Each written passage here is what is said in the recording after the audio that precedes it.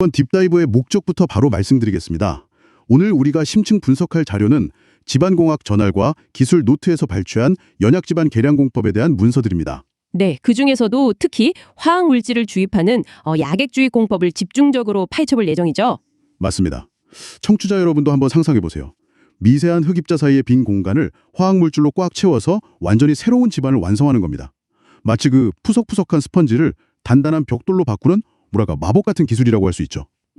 실제로 건축물을 올리기 전에 집안의 성질을 엔지니어 의도대로 싹 바꾸는 건 거의 필수적인 작업이거든요. 처리 전의 그러니까 무처리 집안 상태를 보면 왜 그런지 명확히 알 수 있습니다. 자료 첫 번째 이미지를 보면 그 느슨한 알갱이 구조가 아주 잘 나타나 있잖아요. 빈 공간이 엄청나게 많고요. 네, 집안 공학에서는 그걸 간극이라고 부릅니다. 이 간극이 많다는 건 물이 쉽게 통과하는 높은 투수성을 가졌다는 뜻이죠. 지하수가 거침없이 통과하는 고속도로가 뚫려 있는 셈이네요. 그렇죠. 단순히 물이 잘 빠진다는 걸 넘어서 흙이 지하수랑 같이 막 쓸려나갈 수 있는 아주 위험한 상태라는 겁니다. 밑에서 물이 콸콸 흐르는데 수만 톤짜리 무거운 콘크리트 기초를 쏟아볼 수는 없는 노릇이니까요.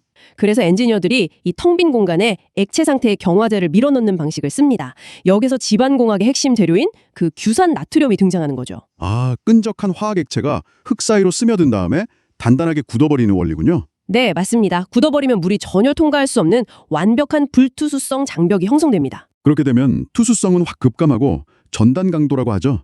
흙 입자들끼리 꽉 물려서 버티는 힘이 비약적으로 상승하게 되고요. 액체 화학물질 하나가 흙의 물리적 운명을 완전히 뒤바꿔버리는 겁니다. 처리 후 집안은 아예 다른 물질이 된다고 보셔도 무방해요. 그런데 스펀지 같은 흙에 화학 용액을 그냥 막 들이붓는다고 되는 건 아니잖아요. 두 번째 슬라이드를 보면 집안 특성에 따라서 주입 방식이 크게 세 가지로 나뉘던데요. 네, 아주 정교한 물리학적 계산이 필요합니다. 집안의 밀도나 압력에 따라 방식이 완전히 달라지거든요. 첫 번째는 주로 사질토, 즉 모래흙에 적종하는 침투 주입 방식입니다. 모래는 아무래도 알갱이 사이의 틈새가 상대적으로 좀 넓죠. 맞아요. 틈새가 넉넉하니까 저압을 사용해서 기존 흙의 뼈대, 그러니까 골조를 훼손하지 않고 그대로 유지하면서 약액을 부드럽게 스며들게 하는 겁니다. 지하철 공사할 때 도로가 안 함몰되게 모래 틈새만 살짝 접착제로 묶어놓는 그런 정교한 과정이군요. 그럼 반대로 틈새가 거의 없는 진흙, 점성토일 때는 어떻게 하나요? 물조차 잘 안 스며드는 뻑뻑한 흙이니까 자연스러운 침투는 불가능하죠. 그럴 때 두 번째 방식인 할열 주입을 동원합니다. 할열이라는 단어 자체가 무언가를 찢는다는 느낌이 드는데요. 정확합니다. 땅이 원래 버티고 있는 구속력을 초과하는 아주 강력한 압력을 강제로 가하는 거예요. 흙의 약한 틈을 말 그대로 찢고 들어가는 아주 파격적인 방식입니다. 고압의 약액이 진흙을 쪼개고 들어가면 이미지에 나온 것처럼 마치 사람 핏줄이나 나무 뿌리가 땅속으로 뻗어나가는 것 같은 맥상 확산 형태가 만들어집니다.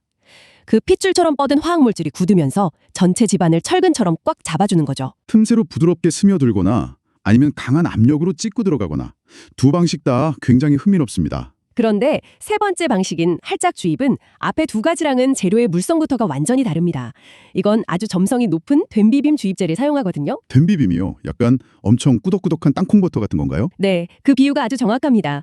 땅속에 뻑뻑한 주입제를 강한 압력으로 짜넣으면 이게 모래 사이로 스며드는 게 아니라 자기들끼리 뭉쳐버립니다. 아, 뭉치면서 주변 흙을 바깥으로 밀어내겠군요. 맞습니다. 거대한 구근을 형성하면서 지하에서 풍선처럼 팽창하는 거예요. 그러면 주변 흙이 강력하게 압축되면서 집안 전체의 밀도가 강제로 증대되는 겁니다. 화학물질로 물리적 압축을 유도해내는 고도의 메커니즘이네요. 사질토냐 점성토냐에 따라 침투, 할열, 할착이라는 마침용 무기를 꺼내드는 엔지니어링이 정말 놀랍습니다. 하지만 현장의 진짜 딜레마는 이 완벽해 보이는 물리학을 현실 프로젝트에 적용할 때 시작됩니다. 세 번째 슬라이드에 나오는 주입제 선정의 문제가 바로 그거죠. 결국 경제성과 성능 사이에 그 뼈아픈 트레이드오프를 마주하게 되는 거잖아요. 현장에서 가장 많이 쓰인다는 표준형 재료, 물유리계의 장단점이 이걸 명확히 보여주더라고요. 네, 물유리계는 공사비가 비교할 수 없을 정도로 저렴하고 침투성도 우수합니다. 그래서 일상적인 굴착 공사에 정말 많이 쓰이는데 본질적으로 아주 치명적인 약점이 있습니다. 시간이 지나면 약액이 빠져나가는 용출 현상 말이죠. 그렇습니다. 땅속에 굳어있던 성분이 지하수에 서서히 녹아서 빠져나가는 거예요. 약액이 빠지면 재료가 수축하고 애써 막아놓은 흙의 틈새가 다시 벌어지게 됩니다. 당장 공사비는 아낄 수 있지만 시간이 흐르면 결속력을 잃어버리는 일시적인 재료인 셈이네요. 바로 그겁니다. 근데 만약에 100년을 버텨야 하는 해저 터널이나 초고층 지하 구조물을 짓고 있다면 지지 기반이 녹아내리는 건 상상하기도 싫은 재앙이잖아요.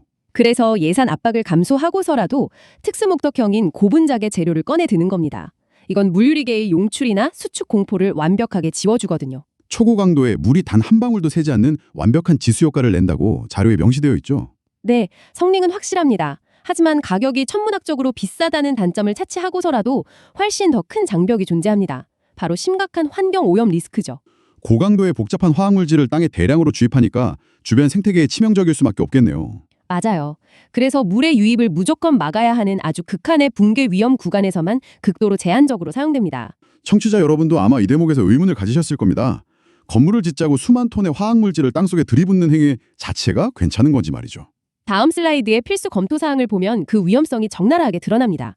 첫 번째 위협이 바로 지하수 오염입니다. 알칼리 성분이나 중금속이 지하수에 녹아들 위험이 있다는 거군요. 네, 오염된 지하수가 지층을 타고 이동하면 결국 식수원이나 농업용수까지 흘러갈 수 있으니까요.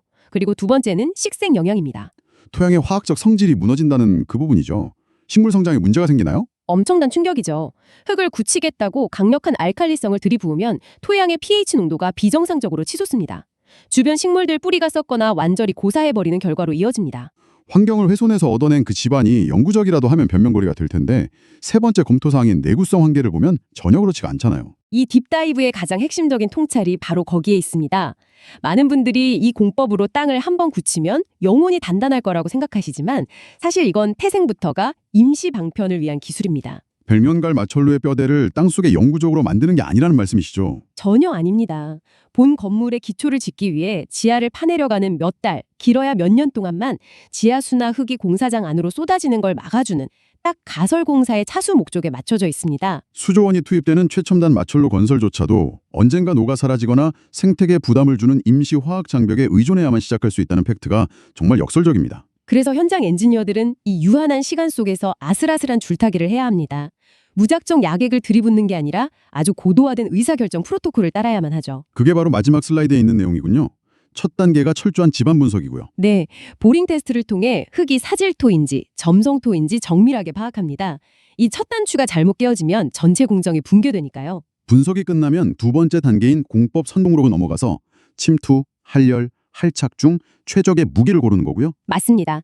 그리고 프로젝트의 명운을 가르는 가장 고난도의 마지막 단계, 바로 리스크 관리로 이어집니다. 아까 우리가 다뤘던 지하수 오염 확산 시나리오, 생태계 파괴 가능성, 그리고 야객의 내구성까지 모든 변수를 테이블 위에 올려놓고 냉혹하게 계산하는 단계군요. 네, 환경적 재앙을 막기 위한 최후의 보루입니다.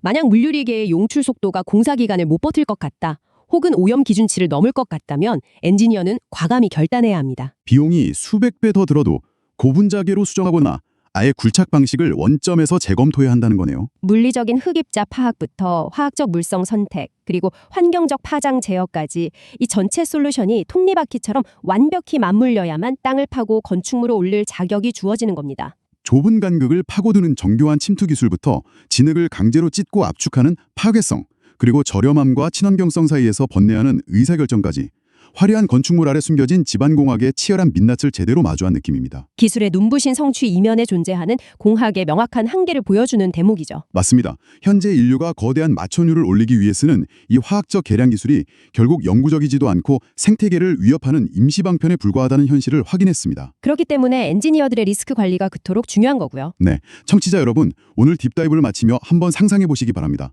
전 지구적인 환경 규제가 지금보다 극한으로 엄격해지는 미래에는 과연 어떤 혁신적이고 영구적인 물질이 이 오염된 화학 야객의 자리를 대체하게 될까요? 생명을 파괴하는 독성 없이도 발밑에 흔들리는 땅을 영원히 다져낼 수 있는 기술의 다음 진화는 어떤 모습일지 스스로 한번 질문해 보시길 바랍니다.